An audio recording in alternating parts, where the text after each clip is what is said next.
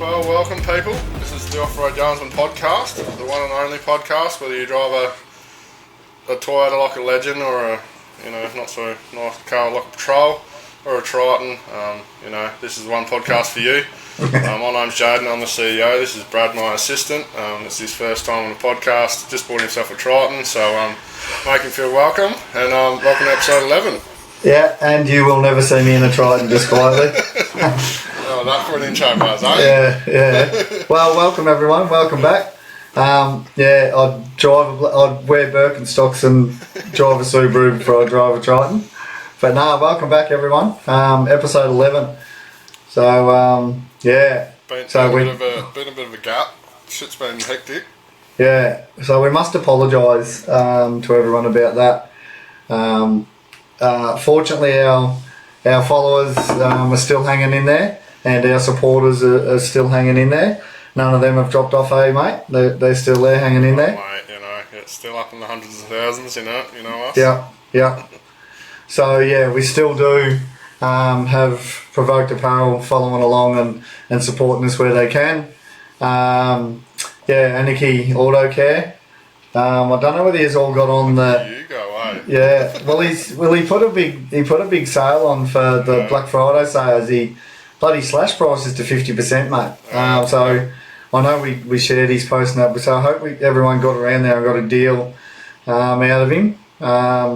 Renegade grips. Yeah, still doing great things. Faye and I went to go and get some grips off you at the show, and you bloody sold out quick as lightning, eh? Every grip you put up there, mate, pretty much all your stock you put up there went quick, and throughout the day, quite a few people had come back up and said, "Where's your grips? Where's your grips?" We need to get her back onto and get her to start pumping a few more out, get some more stock into Devil Accessories warehouse. We need to get that stocked up again, mate. Oh, mate. So there's not much left. That's good news, and you might be, hopefully in the new year, be coming out with a couple more products, mate. You're doing a bit of research in the background. Flicked a few products and then look pretty sick, so we'll see if good. dog shit, because we obviously like to product test. We don't just send it out and wait for all the warranty returns. 100%. We're slowly ticking along, but talking to the show, we finally met, didn't we?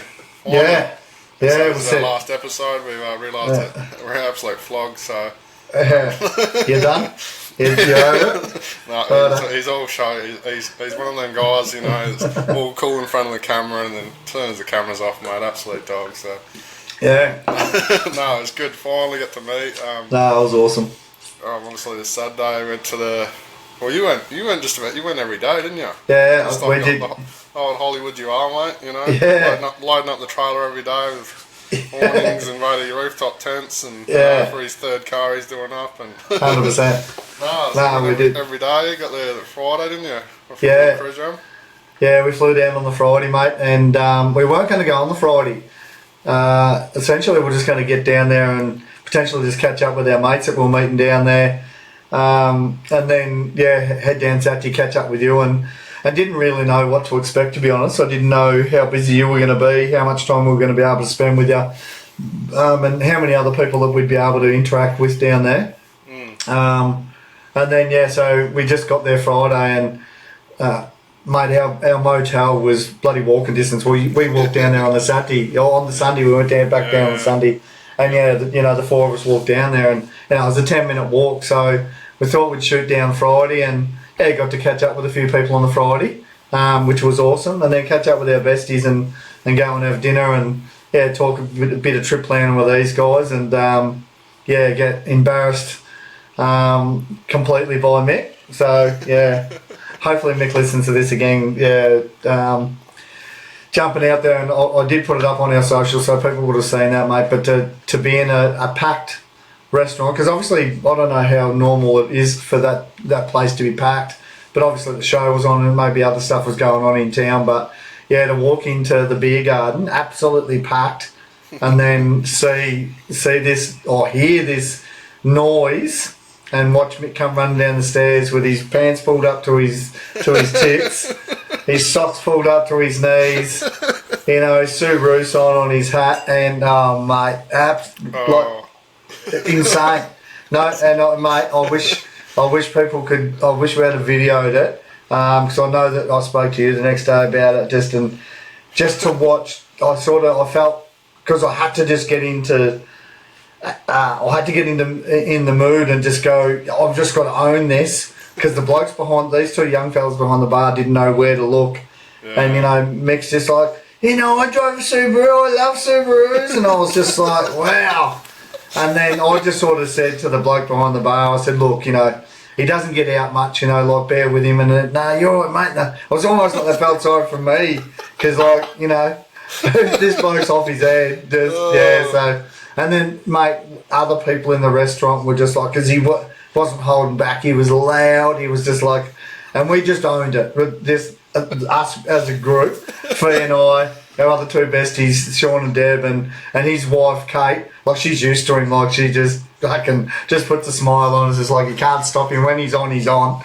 Mate, laugh. And we just had to own it. And then I think he sat like that for a couple of hours.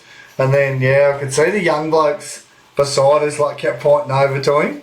Like, this bloke. Sort of, it was funny. It was like, so that was good. And then, to get down there on Saturday and catch up with, obviously you and Shannon, man, it was massive for us to, obviously I wanted to catch up with everyone else, but, we've been speaking, for well over 12 months. We've been doing a potty for the last, 6 or whatever months. And obviously to meet Shannon was awesome. Like, sort of, it's nice to be able to put a face to the name, and just to hang out with you guys for the weekend. And then that Saturday night, to be able to get backstage passes and mate, rolling, like, we're not going to mention any names with who we hung out with, like Shed Life or who were the other people? Built Not Bought. Ronnie. What's his name? Ronnie Dale. Ronnie Dale. We're not going to mention names like that, but. Graham Cahill, stuff like that, rubbish. Like, we're not going to throw names out there, but we were there right on the stage, mate, with them all. So it was so good though. It was we snuck in, mate. We snuck in.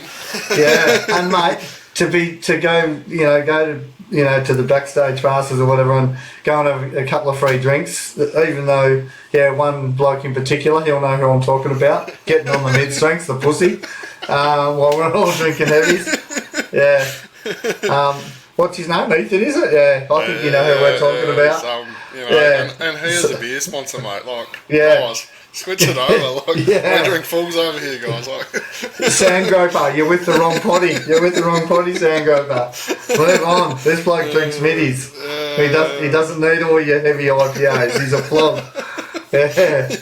So shout out to the unprofessionals. There's one unprofessional there, and it's you, dog? But look, just to hang out with them was absolutely epic. And then to go back to the pub and stand there, mate, and like, I'm not that, and you and I are both the same, mate. We don't really get caught up in the whole, this is who's famous and that, but just stand there and have a beer with Ronnie Dale and just like have a normal conversation. And not, because I don't think he didn't care who we were, and we didn't really care who he was. But it was pretty sick just to talk about the show and just talk about just random shit. Sort of hung with some really cool people that night and had a laugh and a joke, and then just to hang out with Mike Malott and his misso, like fucking funny, like laughers. Like the two of them were just so funny, so good. Like to spend the night with them. And I hope to catch up with him some more in the future. Like, we'd love to do some quad trips with them, just laughed. At the end of the night, we all just sat around that table, pretty pissed. Like, we got pretty pissed that night. Mate, here I was just sitting there talking. I was just tired. I was buggered. I was quite disappointed. Was that what it was? And then I look over. I'm like, where the fuck's Brad gone? Next minute, he's right in the middle of the traffic lights. There's this Lamborghini sitting there. Got the shittest photo. Like, he couldn't get any worse photo of a Lamborghini. And this dude just like, out the middle he was loving it, wasn't he? You can tell this bloke's from the country. I'm out there in my station shirt in the middle of it. Go in the Lambo! Mate was loving it. It was a good night. Yeah, but see, when old mate takes off in the Lambo, but even the other people in the street, like this boy from the bush just like out there just hanging out in front of a Lambo, and then old mate just boots it down the road like 11,000 revs. It was sick. It was like had the best night. Like it was great.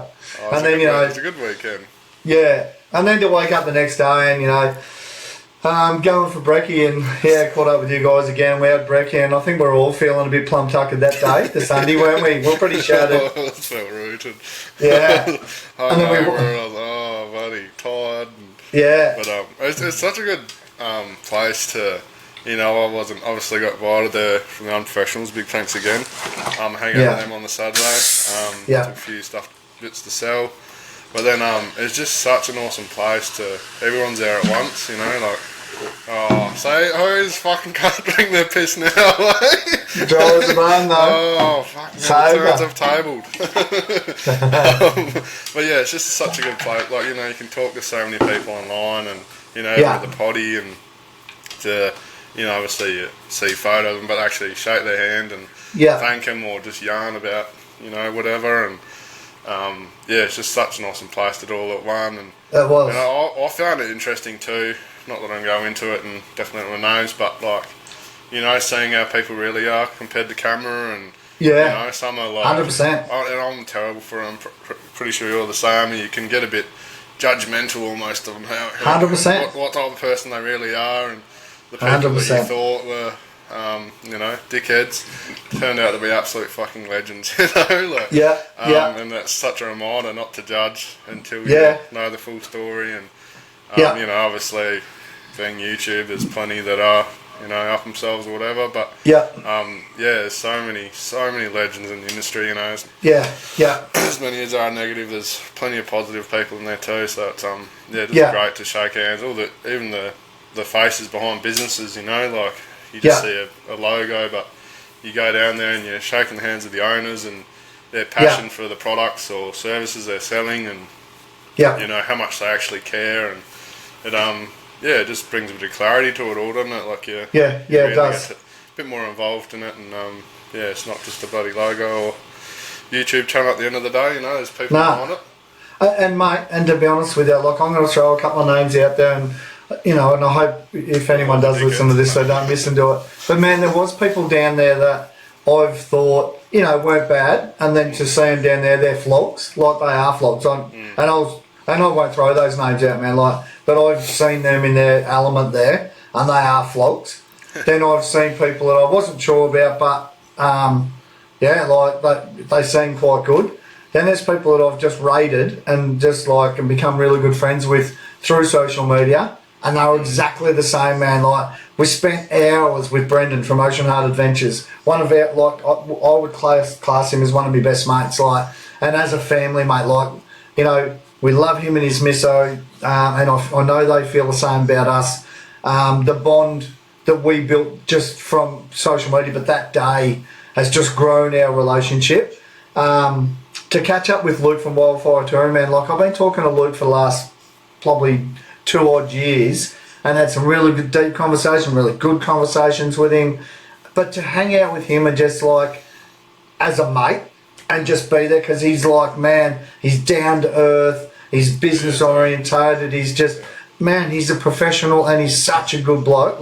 Really enjoyed catching up with him and just spending time with him. But just even not as him as Luke from Wildfire, why people are all around his gear and he's cooking and all that sort of stuff, but just to slip the side out the back of the vehicles and just yarn as mates, it was so good, man.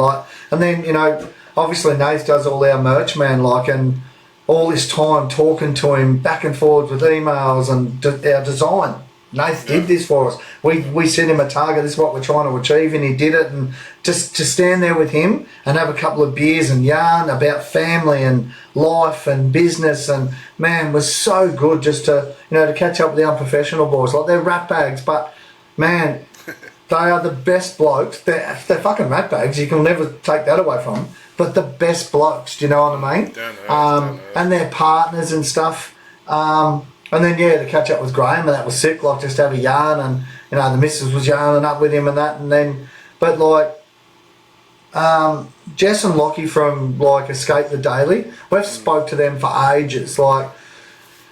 And just to meet them, man, they are the nicest people. Like, they're a credit to themselves because they just stay in their lane. They're passionate about their Prado. They're passionate about wheeling hard tracks with their Prado. They're passionate about, you know, if they've sort of got a lot of Japanese and Chinese market sort of around them as well. And man, they are the nicest, most genuine people. Just to see them and meet them, because you know, like you don't know, like that. These guys all could be flogs, and I could get down there, and Fee could get down there, and they think we're flogs. Like, but man, I didn't feel like we walked out of there. Like, yeah, I didn't really get shocked by anyone. Like, there's some, as you said, mate, there's some just genuinely nice people down there. And then to top it off, you know, like, caught up with Big Trav, Steve-O from Old Mates Off Road, caught up with Mr. Buckaroony, yarned to him, me, you know, and Trav and his daughter, and Fee and I stand there yarning to Mr. Buckaroony for ages. Like, such a good bloke. Like, just, man, it was mint.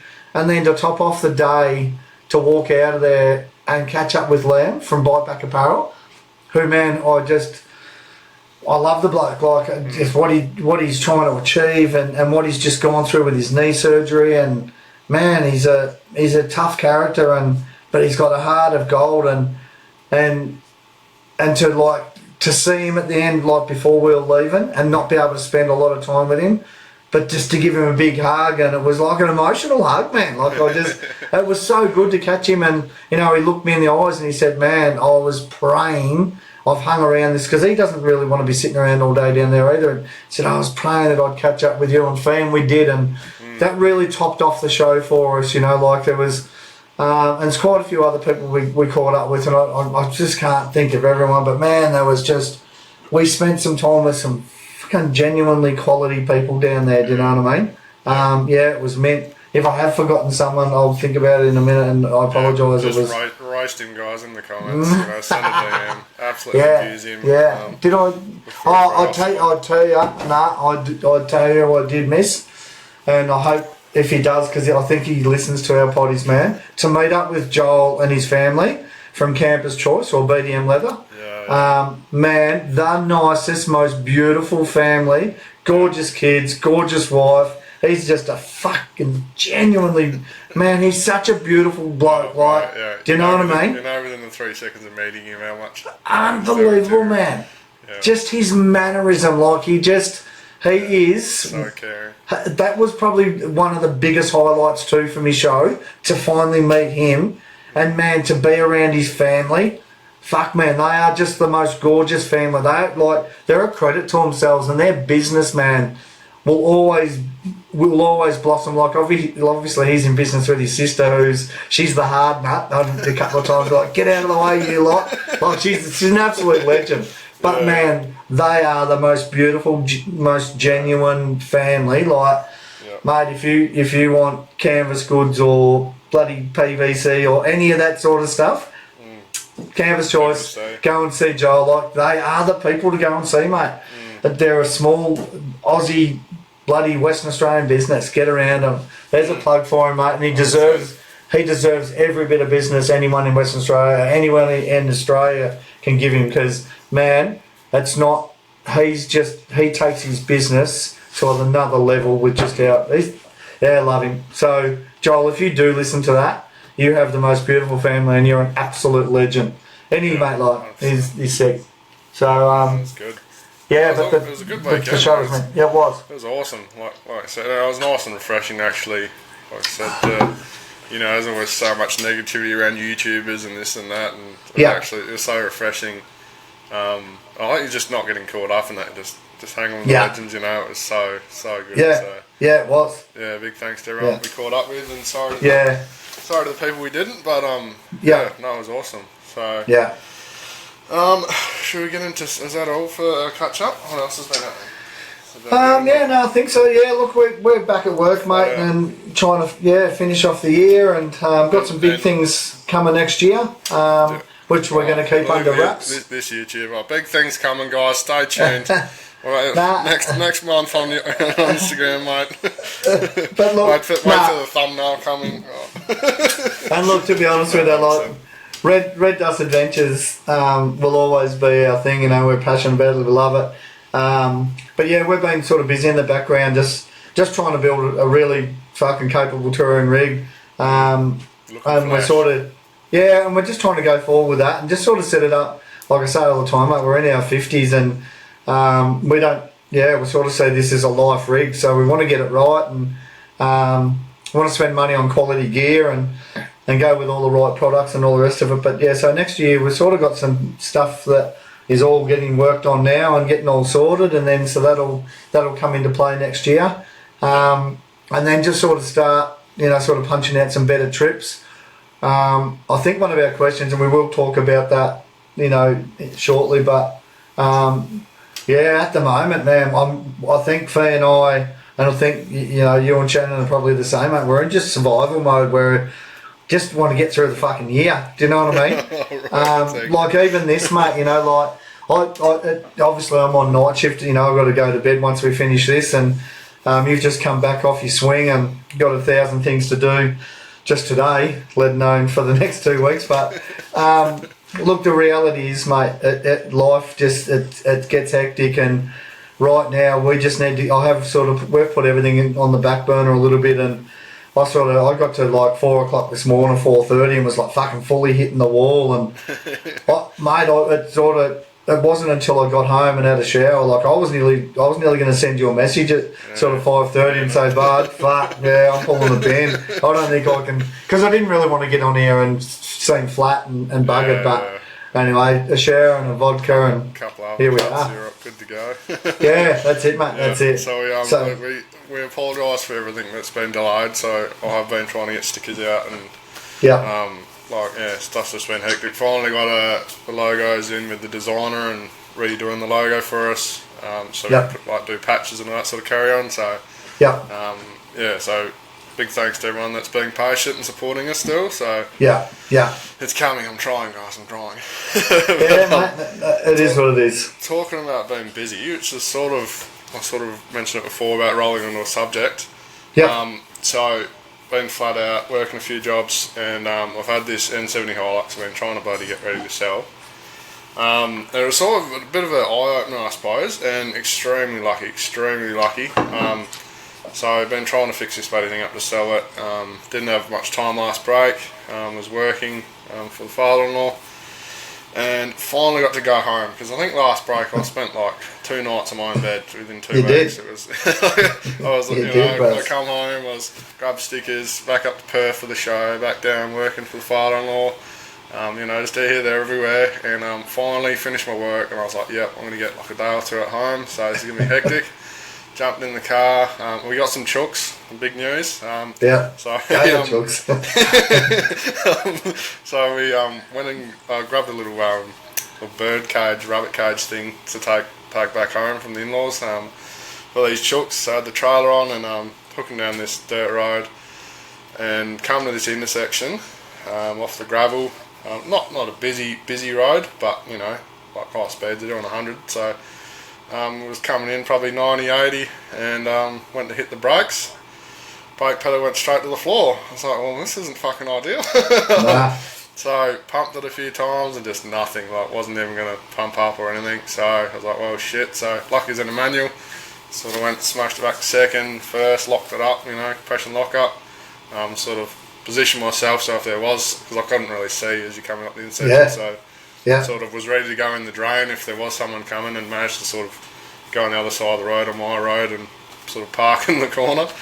But we was talking with Shannon, my wife, and I was like, that could have been. We literally had that car up in Perth the weekend before. Like, you guys were in it, and if that had happened up there, it would have been a total different story. Like, we would have been wrapped around a bloody power pole or a car or a truck, on the roll on the highway or something. It was potentially. So I hopped out and. Well, this is weird, like they felt totally fine before when I used them, and there's no, when no signs. It like, on the way out or something, it was just fine. Got underneath, and the metal line that goes from your brake caliper up had actually split. I was trying to find where the leak was, and as I was touching it, the whole thing was split in half. Mad. And I was like, wow, obviously, brakes work on, not having air or, it's pressurised, so. When one line's off, it got no brakes. And so then my next problem was, I was like, Missus, oh, ring the family, we got a car show. I'm like, fuck that, I just want to go home. I'm not sitting here for an hour, because we're like an hour from any town. And I didn't have any bloody tools with me daily, which I normally do. So I was trying to bend the metal line to see if I could kink it, and I didn't really have any proper pliers. So I ended up cutting, you got your little like rubber line for your brakes, so I ended up cutting that, and then just folded it over, found some cable ties behind the seat, cable tied it to kink it, and folded it over again, kinked it again, and then drove off. I was like, I'll just drive with 3 brakes. I think ended up putting some transmission oil in the bloody brake. That's all I had. As long as it got some sort of oil.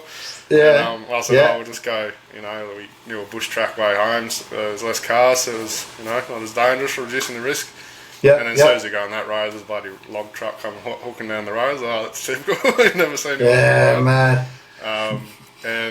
But it was just a thing of like, and it probably wasn't something I could have picked up on, to be honest. Like, you could have looked. There's 1,000 times. You wouldn't have, unless you're going to physically rattle each brake line and you probably. But I guess I sort of want to touch on like the maintenance of simple things like that. Obviously, starter motors and rah. You're just not going to be able to start your car, but brakes and body suspension and wheels and that Mike, he's good for having wheels fall off his cruiser. Yeah, well, he knows all about it. Yeah, he does. It's scary. But, like in the right situation, you're lucky. I was extremely lucky, but if it's you're in the wrong situation, coming up to traffic lights or whatever, or something goes wrong with a car coming out of the way, it can be a whole different story. So, I think it's a thing of just trying to be diligent with. Especially when you're going away in the middle of nowhere and all that sort of stuff. Well, I guess just any day really. Like 100%. Change your wheels, check your wheel nuts again, and simple things, and just doing them once over. And I suppose that's why a lot of these channels, you see all the bigger channels, they always film that of halfway through the trip or daily they'll go through their car and see. Obviously there's a lot of wear and tear on your rigs when you're forward driving and travelling. So I just thought I'd share that as a bit of an eye opener, I suppose. I probably couldn't have really prevented that one, but it's so important to just check it. It's scary, mate. 100%. And look, I mean, at the end of the day, there was no visual leak. Like, it's not like it's been leaking for a couple of months and you've just I'll get around it. Like, there physically was no leak. Do you know what I mean? Like, maybe they were masking that one, but the reality is, mate, pretty scary. And that concept of obviously Fee and I were in there a couple of days earlier or whatever, but the reality is, man, you're a young couple, your wife's pregnant, everything, your life is just outside of having a collision and hurting someone else, but the concept of you guys bailing down the road and something happened to you is like that's scary, man. It's like just as simple as like something as a little bit of maintenance or having a look around, or like you said, you can't prevent it, but it's imperative that you just be as one with your car and check on your car. So it's fucking I know when you sent me you sent me a photo and I actually didn't know what you were sending me, and then you sent me a voice message and I was just like, because when we send voice messages we talk about like 4 or 5 different subjects. And we say like 4 or 5 things, and then we sort of, we go through each little fucking thing and we paraphrase or whatever. And then I was just like, but I didn't actually pick up on essentially how serious it was. I was just, you're like, fuck, how's this buzz? Just ran out of brakes. And I was just like, that would have been fun, but didn't realise you'd properly run out of brakes. Like, I just thought, it's got a bit warm or whatever. Like, scary, buzz. I cracked up at work. I told someone at work, and he's like, "Oh, did you put the handbrake on?" I was like, "Mate, I'm driving a Toyota, brother. I didn't even bother trying with that shit." Gears only. Oh, mate. So, bit of a heads up for people. Shall we roll on to some questions that we've been flooded with? 100%, bros. Let's get into it. We're going to hit old Paragraph. So we met old Paragraph, old Zach. He's a genuine. He actually came to the pub that night, didn't he? He did, had some drinks with him. A good bloke. GWM tank. Mate, check him out. He's on the tube. Watched him yesterday. Yeah, same. I was under it, so I was yarning with him and talking about doing a little trip with him. So awesome. So, living up to his name, he has sent a paragraph and he just fit into the screenshot. So, I've Thanks, got a Zach. mouthful, so... Yeah. But no, Yeah. we love these too. Like they're something a bit different, a bit challenging us for our, our dumb minds. But here we go. So with the release announcement of the new Ford Ranger Super Duty, boasting a massive 4.5 ton towing capacity, which is pretty bloody big, Massive. and almost 2 ton payload, it's clear Ford is targeting serious towing and load carrying enthusiasts. Given these specs, do you think the Ranger Super Duty has the potential to disrupt the dominance of the Toyota 379 series in the large four-drive segment? Could this be a game changer for customers looking for a workhorse that can handle recreational off-roading, or do you think the 300 series reputation and overall package will keep on top? I'd love to hear your take on how this compares to traditional heavy-duty options like the Land Cruisers. How much will this take away from the current heavy-duty options like the Rams? In my opinion, this has just killed the F-150, which is a cracking question because it is becoming American rigs that you see over here now. We're getting flooded. So top question. I think it's definitely with how the police are getting on the four drives now. It's definitely. I think for a lot of people it's not even an option. Obviously you'd be right up your alley because obviously you're, towing weight and all this sort of stuff. So, 79s are, I guess, traditionally used. The 79s and 200s are traditionally used in the past for towing and maybe your big tourers. But I suppose with the American market coming over too, I found like for what you pay for them too, you pay whatever, $100,000 for a 79 and you spend about another 100 on doing this and tuning them and chipping them and buddy exhaust and GBM upgrade and this and that. You can go spend 150 on a Ram, or I don't know the prices, but around that, up and down. And they got lockers already in them. They got buddy, they're comfy as it's like a lounge chair. You got buddy auto start and this and that and carry on, and you've probably got the standard of about 400, 500, 600 horsepower. Like they're big engines. So for some people it'd be kind of a no-brainer. Obviously the downside is they're so bloody wide and big, and you can get a 79 a lot of places that you probably can't get these American rigs, whether the tracks just start getting wider and bigger. People start taking these down the tracks. Obviously just going to get a lot of people that are brave and got the bush wraps on, they're going to just go send it and widen the track out. But I think I personally reckon we're going to see a lot. Like honestly, if I was have a couple of kids and alright, we're going to grab a caravan, I'm going to join the caravan crew and take the family around. I do love a 79 like there. It'd be cool to get one and they sound good and it's just Aussie to have one. But honestly, it would be a big thing to look at because like you're not going to match the power of all these big cars and they are pretty sick. But I don't know. I like to go exploring, so that'd be only my thing. It would hold me back a lot. I like to go darting down the bush tracks, which obviously you can't. But I reckon you're going to see a shitload more. I think it was a year or two ago, we went to the Mandurah four-drive show. I think it was 179 series there, and it was like a six-wheel drive thing. Like it was. But and they're all F250s, Rams, buddy. So. I think we're in full swing. Even all the YouTubers are going Explore Life. I know he's got quite a few of them now, and so the people that are hanging on to the old rigs probably, but I think we're going to slowly see them get phased out a lot more. 79s are not making V8s anymore. All the companies, I should say. So I don't know. I reckon they will slowly start getting phased out, and then obviously if it's not becoming as a company a business option, if 79s and that are everywhere, if they're not getting sold as much, then do they end up, stopping them or just changing to a bigger car? I don't know. What do you reckon? Nah, look, to answer his question on the Ranger, the Super Tourer, I'm convinced. Like when I read it the other day, I was having a bit of a think about it, and I just did a little bit of research on it. I don't know too much about them, but I actually just seen one yesterday online. I think they're going to just smash the market. Yeah, right. I haven't actually seen them. I should have. I've got to research it. And you did. I think you just sort of went the American thing there and forgot that you were talking about the Ranger. But the reality is, these Rangers, man, I reckon will take off, because the way I seen the Ranger, because I didn't see the specs on it and all the rest of it, but it looks bigger, but it doesn't look Ram Silverado F-150 big.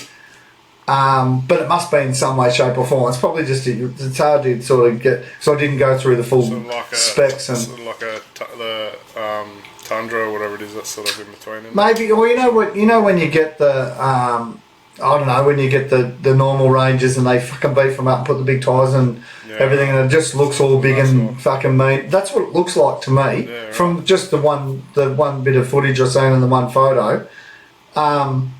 But it doesn't look all big and American and all the rest of it. Yeah, okay, yeah. And so if it's got a similar stance and like it's as thin as a normal Ranger or whatever, I don't know, maybe it is wider, mate, but it looks like a fucking Ranger to me. But going forward, everything's about GVM. And like, you know, obviously we've bought a 79, mate, and we're not turning back. And we're building that car as...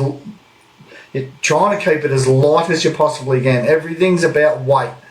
Everything's about trying to keep under that GVM. I have no doubt for the next 20 years, 30 years, this 79 will tow that trailer out the back there with the 2 quad bikes on, and hopefully a tinny in the near future, or the future. I wouldn't say near future, but in the future. We want that set up, mate, with just essentially a bloody poor man's toy hauler.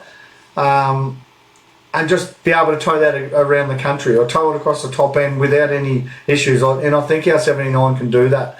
There's still plenty I want to do to my 79, and anyone will know, mate, like if you're trying to do up a 79, it doesn't take long before they turn into a $200,000 car. Is what it is. What are 79s good to tow? What the weight? Our GVM, mate, is 3950. GCM, I think it's about 7.3, I think. So... you're around that with your 3950 GVM. I think you're about 33.5 or 3400 with basic maths off the top of my head. You're allowed to tow. I think that's why a lot of people do the 4.2 GVM. But so I need to do some more research on this going forward, mate. But my understanding is obviously everyone tries to do pre-rego. Upgrades, GVM upgrades, because I think that's the better way to do it. I think nowadays a lot of people are probably... I think there's more people, business people, moving towards doing GVMs upgrades on the newer cars. I think the 79s are going to get left behind real soon. Like there's still going to be their cult following, but I think they'll just get left behind. 200 series will be a thing of the past. 79s will be a thing of the past. In saying that, going to the show, holy shit, mate, I've never seen so many 79s in my life. Like, there's some absolute beast 79s there, so people have still got that following. It'd be cool to see if they bring out, like, if Toyota sort of see, you know, like, if these Rangers are starting to come out in that, you know, not massive, but they're sort of in between size and towing. I wonder if they will bring out a new 79 and sort of start from scratch. A big super tourer, Yeah, like instead of doing the... Because obviously 79s have just been made for the mines, haven't they? Ideally, like... Potentially, millions of farm mines. That's why probably the big part of them, you know, not that I'm a big 79 bloody researcher, but, you know, I work in the mines and that's all you bloody see, you know. I know they're starting to get Hiluxes and stuff now, but that's why they're simple. They just work, they're just tough, etc. So I wonder if they do try and maybe bring out a bit bigger version and, you know, change a few things and make, like you say, a super tour would be cool to see. But I think the more thing they're going to do, I don't know whether Toyota probably need to go, you know, down that path at some stage. I think there's so much focus on like greens and in the environment and DPFs and all that now. Like that's probably more what Toyota are focusing on. I'm not sure, like, but I think there'll always be 79s, mate. I think you can set up a 79 to do everything that we wanted to do, but in reality, if you want that family caravan where you've got, you know, your 3 kids, your 3 bunks and your 2 adults and, you want this big house on wheels and you're selling your house to have a caravan that is actually a home, fuck, I reckon you either go down, because I think the trucks are becoming a thing. They're becoming more and more popular. Yeah, like your big, your big Isuzus and that sort of stuff. I think they're becoming more and more popular.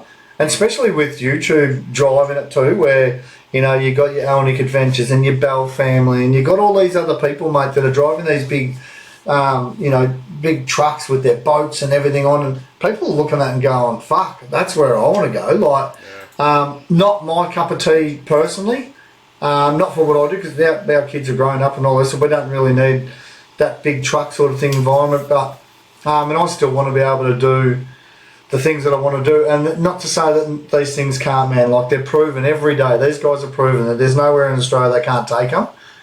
It's just not, they're just not my cup of tea. Like, but at this stage, like, maybe I'll change my mind. But I think these, to answer Zach's question in a nutshell, I think these Rangers are going to take off. I think, man, they will flood the market just because they have that legal, that towing capacity, that, mate, a 2-ton payload, and like what they say, like a 4.5 ton, 4.5 ton off the factory floor, GVM, like, that's a truck. it's massive, man. It's massive, like, and that's that thing where our vehicle, when we bought them out with a 3950, like, I think the car came in, so full tank of fuel, so our vehicle came in with a steel tray, which is, it's getting the arse, because I think that weighs about, the steel tray and canopy and everything on it, boxes and everything,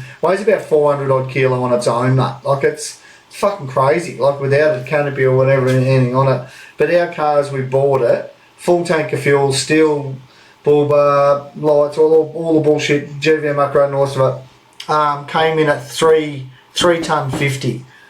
Oh, 3 ton 30, sorry. So it's basically got a 900 kilo payload. So as a farm truck, as a work truck, as something that you want to be able to load up, it can't even carry a ton. But again too, like, for us, carrying a ton, man, it's like, it's a fucking lot of weight. And like, I think if you're trying to carry a ton around the town or whatever, it's probably alright, but trying to carry a ton over thousands of kilometres of corrugations and remote areas, I think you've really got to back off. Everything you do needs to be light. Like, even if you've got as silly as it is, go back to plastic knives and forks. I wouldn't, but you know what I'm saying? Like, everything's about weight. So if you can buy something off the counter, a Ranger that can do that, I think, man, it'll be so popular. People will be like, I don't have to think about it. I can do whatever I want. I can tow it legally, be able to bloody chuck a 3.5 ton caravan on there. I can chuck, a big canopy on the back and fucking fully load it, and it's going to do the job. They're not proven, but mate, on paper, holy shit, they look like an absolute beast. You know what I mean? So I think those sort of things, and if they still have that stance and everything like a Ranger, where they're not that big bulky thing, dragging the, because you can't, they're massive, the Yank tanks, and unless you've got money, you're not going to spend all that money on this big Yank tank and just drag it through the bush. Like, I don't know, we still do the 79, mate, we're going to do that. It's going to get scratched up and all the rest of it, but and plenty of people are prepared to do that. But no, I'm a big believer, mate. I'm not a Ford man, and I'm certainly not rushing out to buy a fucking Ranger, but I think they will be. I'm not, because I don't think you can compare a Ranger and a 300 series. That if you're solely buying a car for towing, like, I don't know whether you'll ever take over the 300 series, but the 300 series has got its own issues in its own right. But I don't know. You've got a luxury wagon, and then you've got a fucking ute. Do you know what I mean? Yeah. And I don't reckon if you jumped in a 300 series and hopped out of it and jumped in a Range, you'd be like, oh mate, this is beautiful. Like, this is, I don't know, like, maybe I'll be shocked, but nah, Zach, I reckon you're onto something there, mate. And he would be in the know because he's in the industry, so he would know a lot more than what we do. when it comes to new releases and what's coming out and all. I'm still stuck on the farm truck lifestyle, but yeah, I reckon he's nailed it, mate. And I reckon At least one of us answered your question, mate. yeah, 100%. So I do listen, Zach. Yeah, Jaydens struggles to listen. I can't intake and read at the same time, you know. But how good was his sales pitch? I almost wanted to get a sales pitch from him at the show, mate. He walked past there and you had a customer. Oh, mate, he was bloody onto it. He's very good at what he does. A good bloke. So, Mr. Ocean Heart Adventures, which we've also seen at the show. We caught up with him. He's currently doing a big trip down south. Good on you. Yeah, he is. Yeah. Living his best life. This is the perfect question for our new program that we got coming up. His question was, how do I get to be so bloody cool as you guys? What do I got to do? Well, for a limited time only, for the next 30 days, you sign up for our the Off-Road Yarnsman podcast lifestyle tutoring course. And you'll get a free DVD. You get a personally signed photo from us. And then you'll just be as cool as us, you know. It's just jump online 1 hour a day, and so join up now for a little time only. Get yourself a free DVD. But you won't be able to use the DVD because DVD players went out 22 years ago. That's why I'm giving them away. It'll be a collector's item. It'll be signed from us. Yeah. So. Nah, look, at the end of the day, Brendan, it's a tough gig. Like, it is really tough being as cool as us. Drinking beers, but shit. we're having a crack. Look at us go. I don't know, mate. Like, you hung around with us a fair bit at the show. And wore off a little bit. That should have just rubbed off, you know. So it should have. You would have walked back home cooler. But, look, the reality is, Brendan, you shrugged at buying a CB there. So I'm not sure you're ever going to be as cool as us because you had that much moral support there to say buy the fucking radio and you wouldn't. So if there's an award for the biggest tight ass in Australia's history, you fucking got it. It's yours for the win, Brendan. I haven't often to go on a marketplace and get him. Well, I think we're all going to chip in and just like make up the difference, like just so we could have one. But he wasn't going to budge. Like it was actually, I think he was preferred to go home and go back to Morse code. He was that tight. So yeah, I wouldn't bother spending money on a patrol either. But you know. No, well, at the end of the day, he's got it. He's switched on. He's got it sorted. He'll probably get to retire in another fucking 6 months' time and live his best life. So good on him. But well, he'll do that without a fucking CB. You tight ass. Get a hand up. Get a hand up, mate. Well, I should buy him one of those kids set like pink fucking Barbie. 100%. We have to start calling him Radio. That could be your nickname, Jeremy. Enjoy your trip, Buzz. Thanks for sending the question. Yeah, to you and Carly, love you heaps. Fucking be safe down there, guys, and don't catch too many snapper or anything else. Sure we'll see it. He put up a post last night. I think he was in bloody some luxury motel. So he's in Esperance. He went to Esperance on the Rock there. I was like, I've been up there. It's the exact spot. I did a trip there, and because I'll normally upload all my footage every night when I'm filming, so I clear my cards, and I had it on this camera and I forgot. And went to clear the fucking card and lost a heap of me footage from my trip. So I was like, that's exactly where I did that. I remember that. Well, there you go. Yeah. So stay safe down there, you two. Yeah. Old Luxy, the big dog himself. Kevin, what's going on? Mate, how's it all going? I hope the young one's doing well. Hope you got it down the beach. Hope you got it a buddy. You'd need a racing harness, buddy, baby seat to chuck in with old Lux, I reckon. Yeah. So he's asked, when are we doing a big southwest trip? Mate, well, old Hollywood up here. He needs to sell a few helicopters or something and buddy make his way down. But like we explained, time is not on any of our sides. So hopefully in the new year, because I'm trying to convince him. We got weekend fuel. For anyone that's interested in coming to weekend fuel, it's in May 20 something. I've forgotten the date. I should know that. Yeah. But Weekend Fuel doing it's a bit of a hybrid event. So you got all your street cars and show and shine and all that. But we've also got the 4-wheel drive. So one of a kind event in Perth. Got the flex ramp. We've got a flex ramp. Trying to get a heap of activities. We've even got news that Monster Energy are going to be there. Got heaps going on. More to announce. But trying to convince old Hollywood here to come down, see if he can find the time. Obviously, hectic schedule throughout the next year. But it is. who knows, mate? We might be able to shoot down somewhere after that if it happens. Or we have to start. We have to be. See, this is. I was listening to the Swagman podcast on the way home yesterday. Yeah. They were talking about. Did you listen to that one where they're talking about the podcast starter pack? I did. You're gonna have a beer sponsor and I was like, I need a. You're gonna mention a beer sponsor every episode. Yeah. We're gonna have camp outs. We're gonna start a Patreon, so we can do a Patreon camp out. You know. Yeah. To be serious, we'll have to tee something up. All the invite, or probably not. We're probably not that famous. We have to do invite only, but whoever can make it, we'll try and tee something up, even if it's closer to Perth, and then get you down here or something. And I'd love to get you down here to all the ups. Come and look at all the ups, mate. You can keep up to me on my moped. Yeah. We'll make it happen sometime.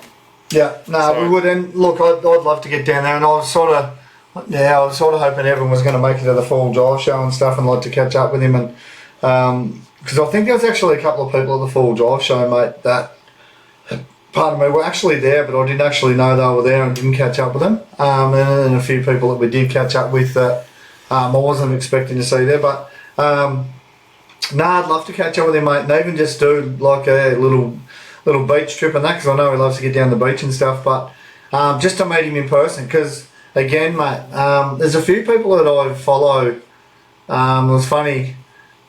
Mate, Mr. Intrepid. I've followed him for ages, but I actually don't know what he looks like. And like Evan, I don't even know what Evan looks like. Like maybe I do, maybe I've seen a photo or whatever, but there's those people that are just incognito. Yeah. And it's just like, and we talked to him, like he's one of our biggest supporters, mate. Like he's massive to this potty. Like he's, as soon as the potty's like from day dot, man, he's been on board. Like, and I've had some good yarns with him over the last couple of years and that. But if I fucking walk past him in the street, I don't even know whether I know him. He'd have to come up and say like, Brad, how you going, mate? And Evan, I'd be like, fuck, sorry, mate. Like, but some people aren't like us, where you got your ugly mug on socials and. Everyone knows what you. When I say everyone, anyone that follows us or whatever know what we look like. Yeah, if they see us in the street, they'd be able to say, that's Brad or Jayden. But but a lot of people, I don't know what they look like. So, I would love to get down there, and if we were to organise a bit of a trip down there, not so much a Patreon trip, but I'd love to do like a potty trip. Where just anyone that followed the potty and they were down there love to, and just like, there he is, there he fucking is, yeah, mate. Didn't hear any of that in mine. Didn't hear any of that on my desk, just quietly. Fucking Santa, a little bit too fucking hard there, son. And it's Great Northern too. Doesn't matter what beer you drink, eh? What the fuck's the go with that? It's because it's. There we go. Live and not live. This fucker took too long to organise his mic up, so we're even now. Fucking hell. Well, there we go. Well, we both can't drink. No wonder we haven't got any beer sponsors. So we'll let you spend the next 10 minutes apologising like I did. No, I'll just edit that shit out. That's fucking gold. Well, we'll move on from that. So thank you, Evan. We will 100% work something out to catch up with everyone. And just a quick shout out to him, mate. Thank you so much, mate, for your support. We'd love to want to organise something for a few of us that we want to.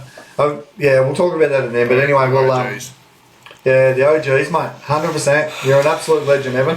Sorry. And hope you and the family are doing well. Yep. Yeah, 100%. So Mr. Dylan, last minute living, has sent in a question, which is, I guess, not directly four drive related, but for us it's four drive related. So, what do you enjoy more, the podcasting or the YouTube videos? Pros and cons of each, which is a ripper question because, you know, myself and Brad always discussing YouTube and buddy.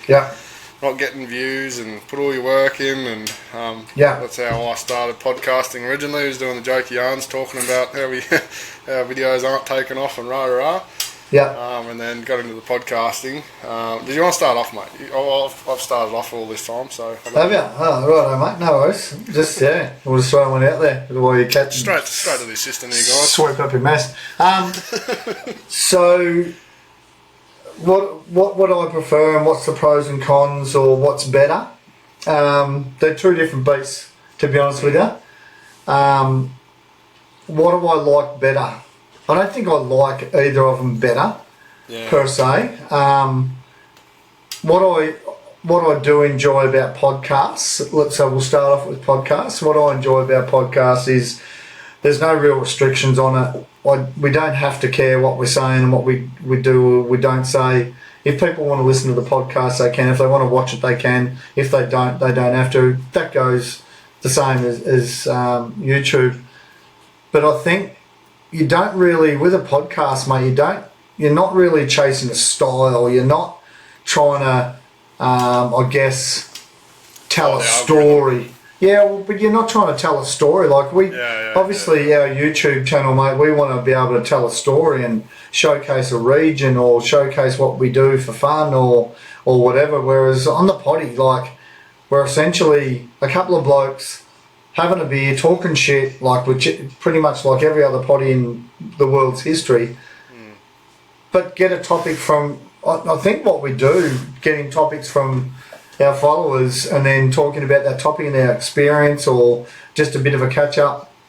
There's no real limitation on what you talk about. There's no real limitation on how you go about it. You're shooting from the hip. It's all, as much as we're recording this and you can edit it out, but like we've done 2 edits, or I don't even do the editing yourself, but for all the potties we've done, I think you've done an edit because in our live stream, I dropped the C-bomb accidentally and you edited that out and then you're about to edit yours out. But outside of that, man, there's no real editing. You basically put an intro and an outro in there. And then what got said and what's happened in that potty is what's happened. I love that. I love that we're just sitting there for a week editing compared to half an hour, 20 minutes. Yeah. Huge difference. Yeah, and just like, and I think, I don't know, mate, I love yarning, you love yarning, I love the interaction, I love when people are giving us that interaction. There is actually, I actually forgot, I'm actually going to throw it out there in a minute, but, when we finish, but, I love the potty, man, I love yarning, I love this freedom to just sort of tell me stories, and because it's worlds apart. I don't want to see myself give up the potty. There's been quite a few times, and we speak about it on a regular basis, mate, where I just have those moments where I just think I'm fucking over YouTube. Not for any other reason than, like, I mean, obviously, we speak about it 1,000 times about, anyone that says you just do YouTube because you love doing it and you love making videos, I think everyone at some stage has got that drive by people watching it. If you started out making YouTube videos and you did that for a year and you got 2 views and no one commented, no one liked your stuff or whatever, you would just send those videos to your fucking family. You wouldn't put them on YouTube. It would for how hard you work, running cameras, up and down, editing, getting all the, buying all your good camera gear, trying to come up with a storyline, doing all that sort of shit. It takes a normal camping trip into like a whole new level. You wouldn't do that and spend all that time doing it if just no one was interested in watching it. fuck, I don't give a fuck what anyone says. And I'll say it until I'm blue in the face. You do a YouTube channel and you put them videos out so people either get interested, so they can learn about the area you're going to, they can learn about your fishing style, whether it be good or bad, they can learn about how you've set up your car and how you use it, what's the country like where you're going to, where's the good water holes. Your videos are essentially, you don't have to do educational videos like this is how I put a draw system in my car, but every video you do is you're trying to educate people, or not educate people, showcase and get people involved in your life and what you're doing because it's fun. And that feedback and that stimulant of people going, oh mate, that was brilliant, love that, fucking where do I catch those fish, or how do I throw that cast net, or how do I throw it in the water without wrapping it on your wrist and lose it. Watch us, mate, we'll show you how to fucking do that. You know, I loved where where that joint you went up into the Pilbara, that was beautiful, you know, how do I get there? Like, man, that feedback and that, you know, like, everyone, even the people that say they don't care, you'll still say, oh, you know, if my video's doing really well, I've got this many views. People give a fuck, mate. People care if you're watching it or whether you're not. Like, so YouTube is a completely different environment for you. I think you can really compare it properly, can you? To be honest. No, you can't. No, you can't. Because, mate, at the end of the day, like, as this, you can put it on Spotify or whatever, and you can put it on YouTube. And our podcast on YouTube is like, it's fucking nothing. Like, I think we get like 2 views or 8 views or whatever, and we've got like 30 subscribers or whatever. Yeah, it's but more just an option for people to watch it if 100%. They're already following. Yeah, it's not. Yeah, you're not building off YouTube. Correct. But you and I, mate, we've never ever once in this short time that we've been doing the potty have ever spoken about like, oh, you know, we've got another subscriber, or, you know, what's the algorithm? We couldn't give a fucking rat's ass. Yeah. Do you know what I mean? Due to the fact that we get, you know, a little bit of a steady inflow from, we've got that group of people that are following us. And they're just they're our OGs, like you're saying. And they interact with us on the socials, they interact with us on YouTube, they interact with us with, you know, whether it be Spotify or just, you know, you and I spoke about it just recently, and, you know, we spoke about it at the show with a couple of people coming up and saying like, fuck mate, love the potty, and it's just like, oh fuck, cheers mate. And then a couple of people even at the show saying, you two got a potty, fuck, and got on there and subscribed, you know, and got on, and, you know, Mike Malott was one.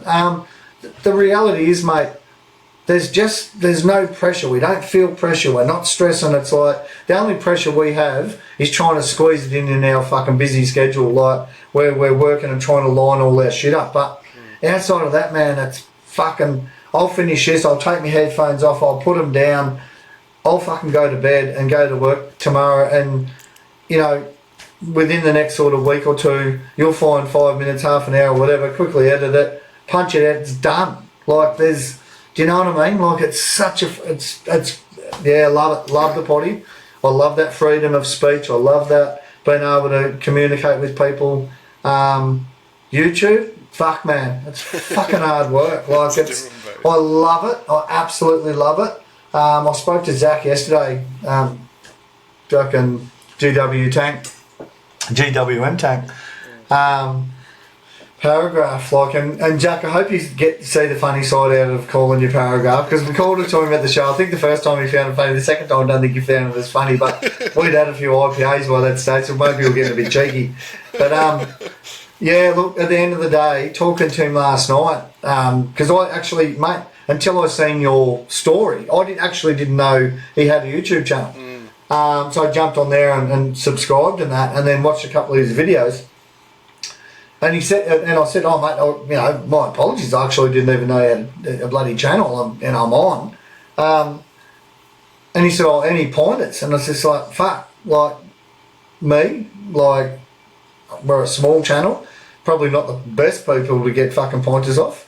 But in reality, sometimes I think we get a bit hard on ourselves, mate. We're pretty new to YouTube. We don't have those regular videos coming out, and I think we've slowly grown and got better. It doesn't feel like it when we put the last couple of videos out, and they feel, if you're going off views and subscribers and likes and interaction, they've been absolute flops. I thought they were good videos, and I think they're of a good area, and they're, you know, part 2 and 3 of our you know, the Pilbara Boys trip I did, and man, we've seen some sick spots and all the rest of it, but you know, with 700 odd subscribers, half of them have actually watched that video. And it's like, so I think that deflates you. I think that sometimes if you feel like, you know, is it just everyone's busy? It's the wrong time of year? Is the algorithm not showing people my videos? What's going on? Because I've got 700 odd people that subscribe to the channel and want to watch us do stuff, and then we put out a video and only half of the people watch it. It's like, well, just because, what, are they just off us? Do they just think we make dog shit videos? Or like, so it does, I think you process it, whereas with the potty, I actually don't process it. Like, all I do is, like, I get off here and think, fuck yeah, it was good to catch up with my mate again. Yeah. Do you know what I mean? You don't care like, if nothing happens. Do you know what I mean? Like, yeah. Mate, we've had a yarn, like, and just being able to just talk some shit or whatever, but be able to relay it to other people. Like, that's what it's about. So, there's sort of a part of me, mate, that would probably prefer to do potties than fucking YouTube, because it's, I don't feel that pressure, mate. I don't feel that stress. I just, yeah, like right now, man, we're in the middle of editing a video, and it's just like, fuck, you know, if he's doing, you know, 12 and a half hour days herself, I'm doing 12, 13 hour days, and we come home, man, we're fucked. You know, like, and then some days, like, you know, I'll say to Fee, oh, do you want to have a crack at the video this time? And so she'll have a go for a couple of days, and it's hard to piece together, and all of a sudden it's like that video we're trying to put out now, man, is like 3 months old. So it's just trying to fucking remember it all, and then there's, you know, there's a part of us that just think, oh, this can't be fucked, and then there's parts of it that's just like, you get in there, man, you watch a little bit of it and you think, how good was that trip, and that was sick, and like, let's put it together, and you know, this is meant, like, love it, like, and we do, man, we absolutely love it. We love making videos, and I think we're a little bit past the whole views and subscribers and all that sort of shit, like. And I've said it 1,000 times, man, I did get hooked on that for a bit. I was fucking watching it, and I was flicking, oh, new subscriber, and you're celebrating all that sort of shit. Like, I think everyone's been down that path, man. I'm not sure, but two completely different beasts. And I love both of them, mate. I hope to be still fucking making YouTube videos. In 10 years' time, I'd love to be still making YouTube videos. I would have loved to have taken all my friends and family and followers to some of the most amazing places. Simo Desert, fucking love to go to Cape York again, heaps of stuff in the Kimberley. And again, mate, we for ages started to think, oh, you know, no one watches that likes the quad bikes, you know, like, we're never going to get rid of the quad bikes. We're never going to change how we enjoy our life outside of work. But it's like, if no one likes quad bikes, you know, like, let's not run the cameras. Well, let's run the cameras and make videos that we can essentially just put up for family and friends. Not put so much effort into. We want it to be really cool and smooth and you know, jump off the screen to everyone, so everyone else wants to buy quad bikes and go and travel. Because that's what you do. You get caught doing that, man. Whereas there's times where I'm at that point where it's like, mate, at the end of the day, we ride quad bikes, we're having a ball. If you watch it and you don't want to watch quad bikes, there's a million other channels out there. If it doesn't make you want to buy a quad bike, that's fine. Does it make you want to buy a fishing rod? Because we just caught our biggest ever barra. If that doesn't get you excited, it's the wrong channel. If having a 79 series, our dream car, our dream setup with a 79, a trailer and quad bikes and hopefully a tinny and all that, if that's not what you're into, you're watching the wrong channel. But if that's what you're into, watch us, enjoy us, and then when you're doing it, we'd love to be able to watch you, because that's what we love. So we're going to enjoy watching that. So yeah, I don't know, mate. I just think they are two different beasts. So it's sort of hard to compare.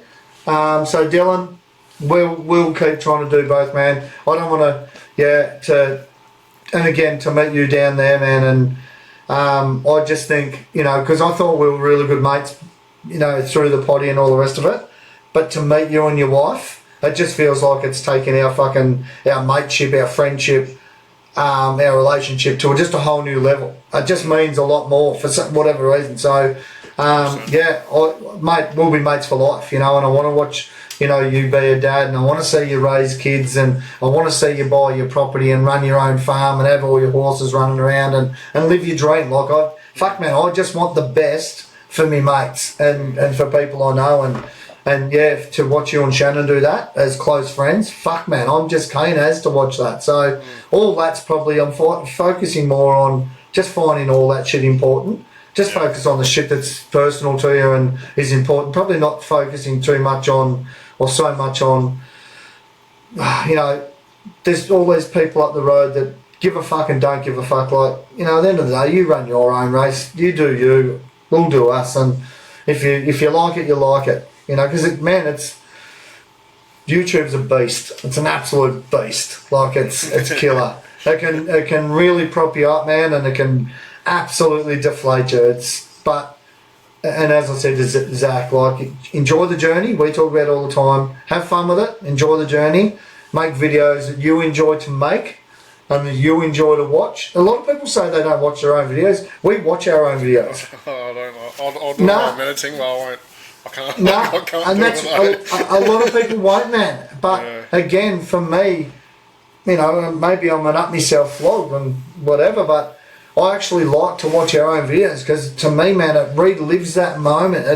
It just gives me that moment back to how fucking good. Because when you're there and you're filming and you catch a fish, you don't really know how much fun you're having. You do, but I don't know how to explain it. But to be able to watch it back and watch the misso catching a big fish or driving a hard track or just sitting there watching the water, and you think, fuck, how good's our life?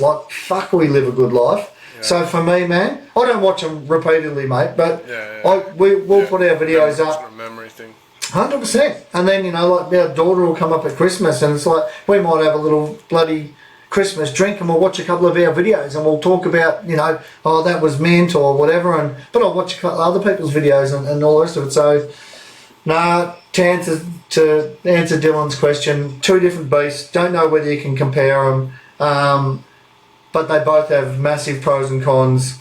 They're a lot of fun, but I reckon podcasts don't take a real lot of time out of your life, whereas fucking YouTube can absolutely rule your life. It's bullshit. But yeah.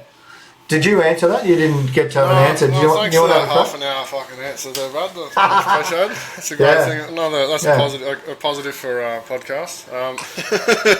Like you said, you cannot compare them. They're totally different. Podcasts are good on so many levels with obviously time management. It takes no time. I feel like I got doing YouTube videos pretty down packed. I have my system. I got pretty quick at editing and Still takes a lot of time. But podcast literally just takes mainly the only time you need to designate is the time you record. Editing literally fucking takes a couple of seconds. But we don't even really plan it, honestly. We are such. If we hit record when we first sit down, fuck, how do we put this microphone on? What setting do we have here? Questions. Do you even have the questions written? There's no planning at all. It's not like you got to have fucking camera gear charged and microphones charged and SDs clear. It just we found a pretty good system that records live and. So that side is a massive, massive pro, and I think another pro for me, podcast. I think it's really good to just sit and yarn, especially as blokes. I'm not going to go full into it, but as blokes, you go to work, you talk with your workmates on the usual, fluffy duffy shit, and and you come here and you can actually yarn about. It's more of a really deep because you're answering questions. And that was a big thing. It's funny you asked that question because I was actually going to sit down today and I've got the Jokey Yarns podcast, which I haven't recorded on I think for a while. I'm just going to sit down and do a solo one and sort of unpack my YouTube thing because it was sort of I had like massive goals for a while and all this sort of stuff, which I'll go through in the other one. But yeah, like YouTube is my thing. Is it's like podcasts at the moment are the thing. Like podcasts are growing, so that's another pro for it. It's everyone's into podcasts at the moment. It's sort of growing, so you know we weren't obviously not the first, but we've sort of got in at a good time. I feel like. And YouTube is fucking flooded. Like it is just, you know, like a lot of these big channels, they've got in at the start, you know, it's you can make it in YouTube if that's your goal. Yeah. But you have to pump some fucking money and and they've obviously you got your algorithms and you can go into, you know, the ads and stuff. It seems like they've made it pretty much you need to pay for ads to grow and all this carry on and so it's massive. Like if you're, and like you said, it depends on what you're doing it for. Like if you're doing it to be a YouTuber, or there's a lot of people that just do it just to have it there so their friends and family can watch it. Yeah. I've sort of I really love making videos now. Like obviously for a while, I had a goal to get to a certain stage on YouTube, and sort of just obviously just got hectic and kid on the way and and just it's sort of been on the back burner, and the podcast has been more the priority. But yeah, I want to keep it that too. Like like I just want to enjoy it. Like you get so fucking into what's my thumbnail looking at? What's my title? What photo am I editing into my thumbnail? What's my intro gonna be? Is my intro too long? Is this too long? Have I got enough mid shots and transition shots? And am I editing it quick enough? Is it too long? Is it too short? Is it like, and you're like, fuck, I'm not even doing it what I was doing it for. You get so caught up in all the bullshit, and then who's this fuck got on Instagram and YouTube? He didn't follow up a fucking comment. I support him, he doesn't support me, and and you it just becomes this like like it gets it's a jungle. Mentally, like it can fuck you. Like honestly, 100%. I still enjoy it, like, and that's why I've sort of, and I'll go into it on the podcast later, but I just want to enjoy it now. Like, there's probably comments on there I need to go check over and really look. And I've struggled I've burnt myself out there for a while where I was, like I've struggled to even go watch other YouTubers like forward driving and stuff now. Like I've just sort of trying to get back to just time out. Like just stop fucking I'll be there studying every video and this and that and try to support everyone, and so now I'm just at the enjoyment stage, plus I just don't have time to be a couple of people that just try and support, and sorry for people that I know I've got a couple of your videos to catch up on, and there's quite a few video people that I want to catch up with on, you know, just because they're just good dudes and you do enjoy watching their videos, but just struggle with it. But I mean loads of positives. So like fuck the amount of people, if I hadn't started YouTube, there's no way I would have been at the Perth Full Drive show and met all these people and you. There's so many, like that is probably the massive pro for me, like the amount of people I've got to sit down with and shake hands with, and like just fucking legends, like we said, like massive pros. And I think that's I'd love to find more time for the Jokey Yarns, which is for anyone that doesn't know, it's more based on just interviews, like just getting people on. And I really like podcasts, like I touched on before, is sitting down, it's more of a deep conversation, and just like especially the interview side, you can really find out about people, and you just discuss stuff that you'd never ever would with someone, and you find 100%, stuff, and they find out stuff about you, and it's just great. It's just great sitting down. No, I love that format. The format's meant. And it's like I said, you're just sitting down drinking piss and shit, you know, like you can be as hard or as heavy as you want to. And we've also like tried to find our own path, you know. Like there's obviously a few podcasts we follow, Unprofessional, Swagman, this and that. And you know, we didn't want to sort of copy them and go on our own route, and I think we've done that alright. We've you know, probably, you know, some people that brush over questions, we spend fucking 3 hours answering questions.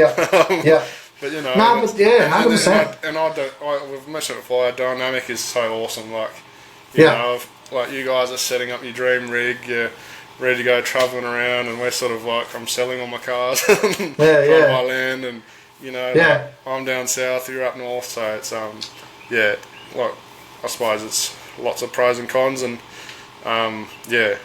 like you said, you can't compare them, but I hope to never. I think the podcast for me, I want to stick to more. It's more my priority, like, and then just YouTube. But for me at the moment, I'd love to get back in a lot more, but it's just whenever I get time, like I've got a trip planned with my sister. We want to do a bit of a funny one. Awesome. And like this can't. I've actually been hanging to. I'm like, bro, I need a break so I can go film for a few days. Like, I've been hanging to make a video, so. Yeah. Both are awesome.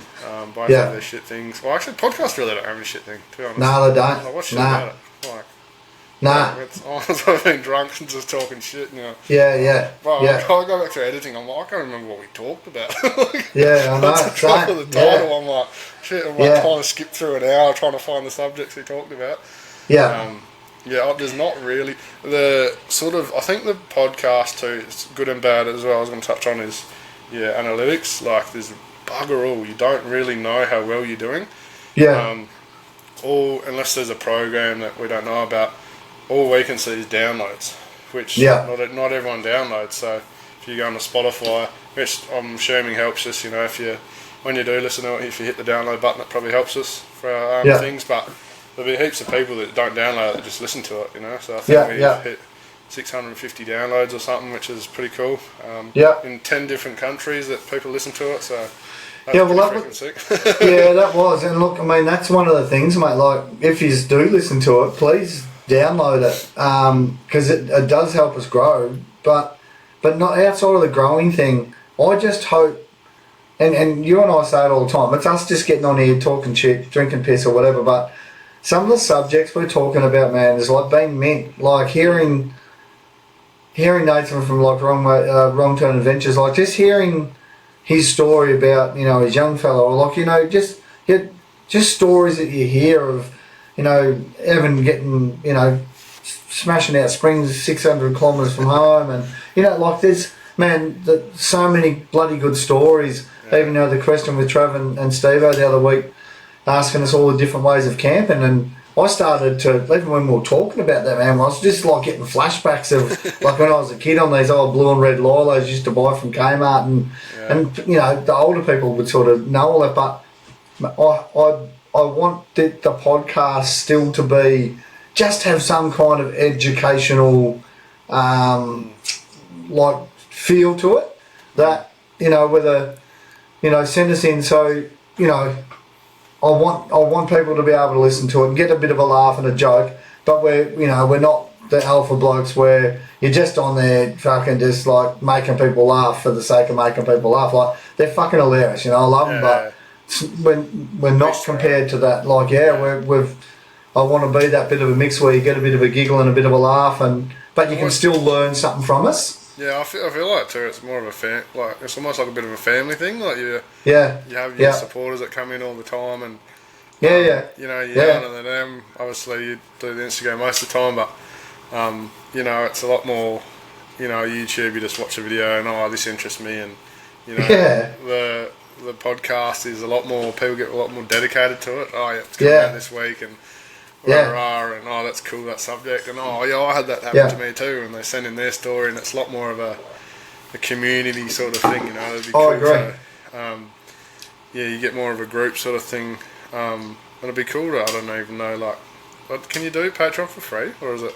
It'd be cool to just sort of get some sort of group thing happening where you can get all your real supporters sort of in there and just yarn and, you know, share stuff and you know, go on camps and all that sort of stuff. So I'd love to do that, man. I'd love to get like the OGs, you know, and do a bit of a camper, and just, mate, I would dream 100%. Like, you know, Dylan's just asked the question, you know, well, you made a statement. When are we catching up? Like, when are we doing a bloody, you know, a potty together? I'd love to get like a group of everyone and just like potty up. Do you know what I mean? So like, you know, do a Patreon camp, but do like a potty, and it could be like a 10-part series or 5-part series, or just a big live stream where, you know, you've got a few lads there and it's just like, and you just throw on random questions. You know, like, mate, as silly as it is, I asked this question to so many people at work, and I just did it tonight.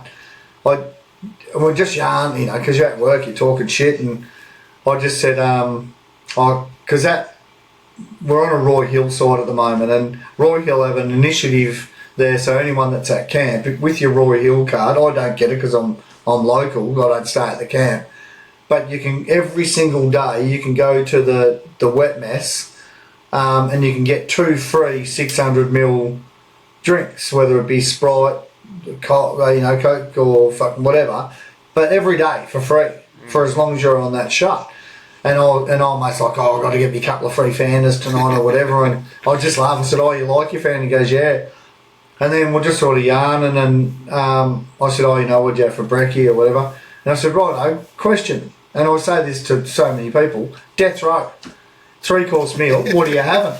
Yeah. And man, it's like, and the 4 of us were there, and just like, everyone gets right into it, like, you know, like, what would you have at, you know, for your dessert, and what would you do? And man, I'd love to just sit around at like a bloody fire or just on a beach or whatever with our OGs, and just have the cameras go, and then just hand the microphone over, and it's like, righto Buzz, what's your death row meal, or, you know, what's your favourite 4-wheel drive or whatever, but just, it'd be sick, like, I dream of that, man. It would be the best.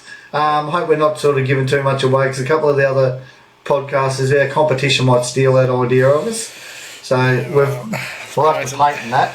Yeah. But you know what I mean, like, how good would it be, like, just to sit around and yarn and do that, because man, there's some bloody characters out there, and we all see different, you know, like Zach saying, you know, before we went down and went to Perth, and he was saying how a couple of people just say, like, why would you buy that car? It's so fucking ugly. Like, man, when he pulled into that car park, like, 'cause I don't know anything about those tanks. Yeah. It's a fucking beast. Like, me personally, would I go and buy one? Probably not. Yeah.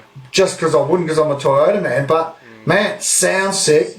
Yeah. Got the best stance on it. Like, it's a nice rig, isn't it? Like, do you know what I mean? We were talking about trying to catch up and do a like old versus tank fucking sort of video. Yeah, but might see it coming soon.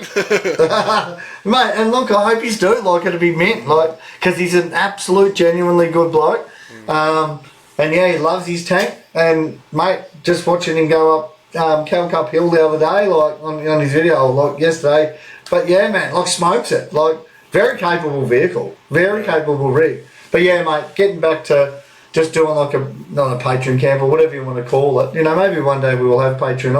I don't even know what Patreon per se is. I think it's just people sort of, you know, supporting you in. Yeah, pretty much. They flick you a few dollars. I think you can set how much you get paid. I don't really. Can we set it at $100 an hour? Or? Yeah, you won't get fuck all on there too. You get the mini stickers that I did the wrong size with. You can have you'll get a windscreen banner that can't even fit on a rear vision mirror. I can fit on a rear vision mirror. Yeah. Nah, but look, mate. At the end of the day, I'd love to do a bit of that. I would love to do a bit of that. So I got one quick one. So I don't know, I believe my old man listens to the potty, a bit of a supporter, and he sent me a bloody message. Didn't do it through the potty. Get yourself sorted, Al. But yeah, he sent me a private message this morning. He asked me a couple of weeks ago.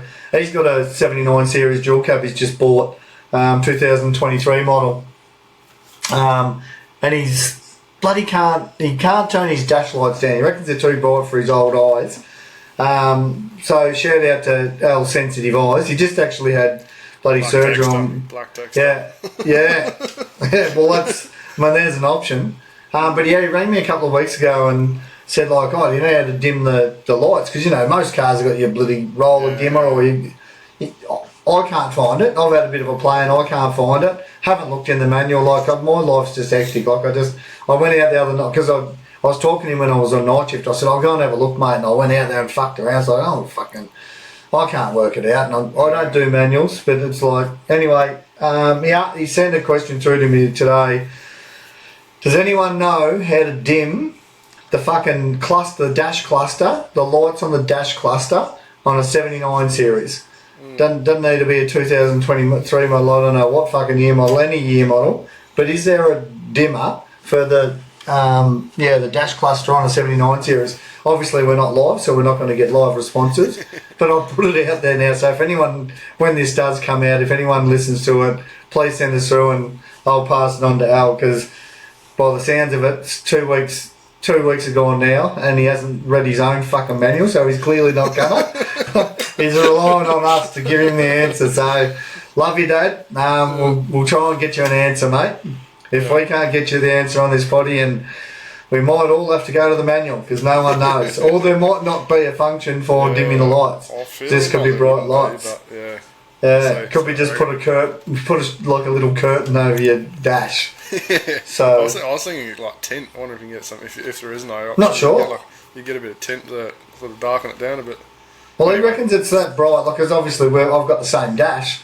Ours a 2023 model Cruiser as well. So he reckons it's that bright. He can see it shining out of his fucking side mirrors. And it's like I don't know, mate. It is bright. No two ways about it. But I don't know. Like I don't notice it that bad. I like bright. Yeah. My eyes are buggered, so I like bright. So.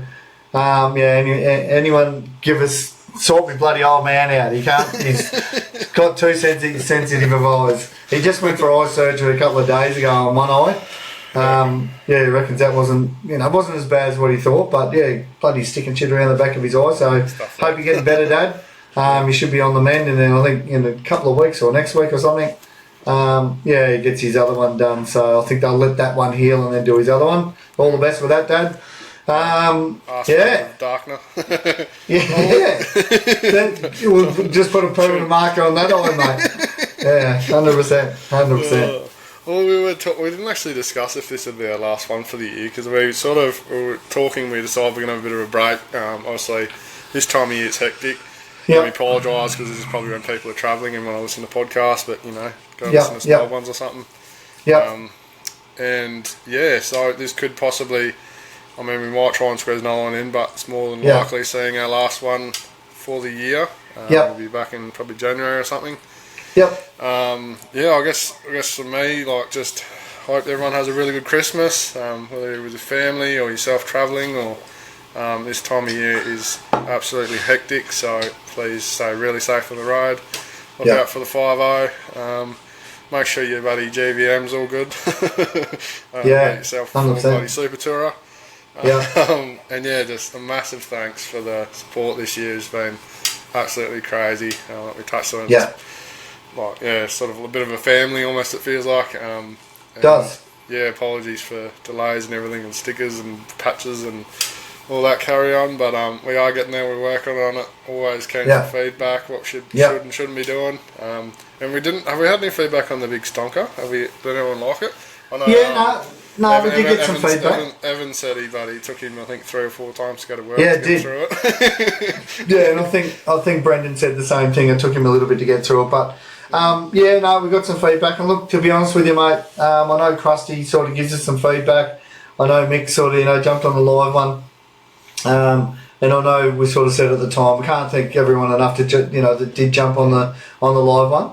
But it was a bloody school night, and it was it is hard when you're working and you're trying to we did get some feedback, mate. I do need to jump on the YouTube channel and see if it's been updated, because it's just it's hectic. But I think for us, like 4 hours it was hectic. We had an absolute blast.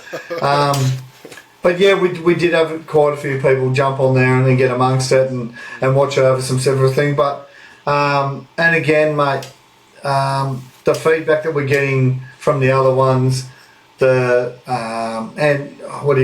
participation from people getting involved in it. Again, we spoke bloody when I was on my way to work, and he said, I think I was at work. He said, I'll just chuck up a post now, then if you want, I can do it. And it's that was like at 6:30 last night, and bang, bang, bang, bang. We had a couple of quick questions from a couple of OGs, and I love that. That's meant. But again, we have spoken about this potential will be our last one. We might squeeze a little in between Christmas and New Year's, little special edition thing. But we did talk about, before we hit record today, about doing a little bloody giveaway. I'm doing that this afternoon, so it should be up. If you look, by the time this comes out, should be up. So again, that giveaway, we'll just be giving away a bit of bloody Red Dust Adventures merch, a bit of Provoked Apparel, a bit of fucking Devil accessories, whatever you can throw in there, whatever will work out something. But it's a bit of a thank you to our OGs. And yeah, we'll just do one of those bloody random things that you can just press the button and it flicks up some names or whatever. Yeah. But if we just put it up, obviously people aren't going to get to hear this, so it's probably useless even fucking talking about this right now. But I was just figuring it out, fuck me. I just worked it out, like, and it'll all drawn before we have fucking. Anyway, if you're listening to this 2 weeks after the giveaway's even been drawn, you missed out. You missed out. No, it was also on that too. Like, I think, hit us up with some stickers too. Like, I don't even think we're worried about charge. Like, if you want a sticker, just give us a yarn and we'll send one out with a. Yeah, 100%. So just give us one of us a message, or probably me a message, or a potty message, and flick us your address, and we'll send some out. So 100%. Massive thanks for the year, guys. Absolutely astonishing.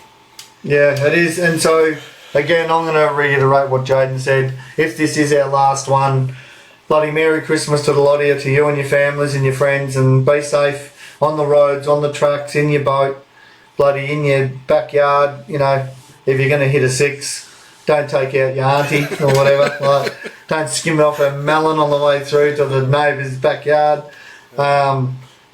Stay safe. And thank you to everyone, not only just for, like the potty, but our potty, our socials, our Red Dust Adventure socials, your Jag the Joker socials, your Devil accessories, just everyone that's reached out to us, and the people that we caught up with at the show that didn't even know we had a bloody potty but still recognised Jayden and I as being a couple of bloody GCs. Yeah, thank you. Like, it's been mint, and I mean, it's healthy for me, it's healthy for Jayden, it's healthy for our wives are supporting us and backing us in this. They love it. My kids love it. I'm sure your kids, when you have 5 of them, they'll love it too, bros. Thank you to everyone that's been involved and got around it. And yeah, if it is the last one, if we don't squeeze in a little special episode before the end of the year, bloody 2024 done. So, and we'll bloody see you in 2025 with some mad dog shit. It'll be sick. Drop some more C-bombs. We'll drop a couple of C. Have a quick team. Yeah, I tell you what, if we do one in between Christmas and New Year's, that could be fucking. Could be ruthless. Back to the 3-hour edits. Yeah, and like anyone that does hear this, give us some feedback, because we don't probably get a lot of feedback after the fact. That was a good potty, or you talk shit or fucking whatever. But I keep saying it. Well, give us some feedback, personal, private messages if you want to roast us. Do it live, do it or whatever. But was the 4 hours too long? One every couple of months, is it all good? Or what do you want to talk about? Give us some more things. Are we getting bored? And do we need to mix it up? Like, give us something, because the reality is Jayden and I are going to keep doing this anyway. But we'd love some direction, rather than just us just talking shit. Do you want to hear more about boating? Even though we don't have boats, we can fucking talk about them. Bloody fall driving, camping, fishing, hiking, bloody first aid, burns, fucking, I don't know, camp cooking or whatever. Do some bloody, if you do get to hear this before you go away Christmas holidays and everyone goes away, do us a favour. If you are out bush with your family and you bloody do a cook up, do a little reel and bloody throw it on the potty page for us, and so we can share it around and share it with us. What is it getting up to over Chrissy? Show us your favourite spots, bloody share it with us, like obviously you'll do it on your own socials, but tag us, tag the Off-Road Yarnsman podcast in your bloody camp cooking and your holidays and the cool shit you're doing over the Christmas break, and get us all ready for the next year so we can, if we reckon you set up with shit, we'll bloody roast you in the new year instead of you roasting us. Like, maybe we'll do that. So get amongst it, legends. Thanks heaps for joining us. Episode 11 done, 2024 potentially done. I'm not going to say. I reckon we might squeeze a little drunken money by the end of the year. Just in case. Yeah, just in case. Something out. We spilled one more last beer. 100%. Yeah, 10 more. Bloody, and thanks again to our supporters, Provoked Apparel, Renegade Grips, Anarchy Auto Care, and the one and only Devil Accessories, the main man. Looking for big things in 2025 from you. Don't forget Jag the Joker Yarns, Jag the Joker YouTube, Red Dust Adventure, Red Dust Adventures YouTube, Instagram, all the rest of it. Get amongst it. That's it, bros. We done it. Yep. Alright, see you guys. See you next year, eh? It's empty, but cheers. Cheers, eh? Red Dust Adventures, special order, coffee mugs, tumblers. Yeah. Use code Yarnsman 10. Yeah. Yarnsman 10 for, and just so we do know, I think a couple of those codes, discount codes are still going. Red Dust Adventures discount codes. So what do we do? Yarnsman 10. Yarnsman 10 is it? Yarnsman 10, apart from Anarchy Auto Care, Yarnsman 15. There you go. So if you want Christmas presents, there's a couple of ideas for you. Some gift ideas for your family. Get on to those four and Red Dust Adventures, Yarnsman 10, and get amongst it. Cheers, eh? Right. Yep. Cheers, bros.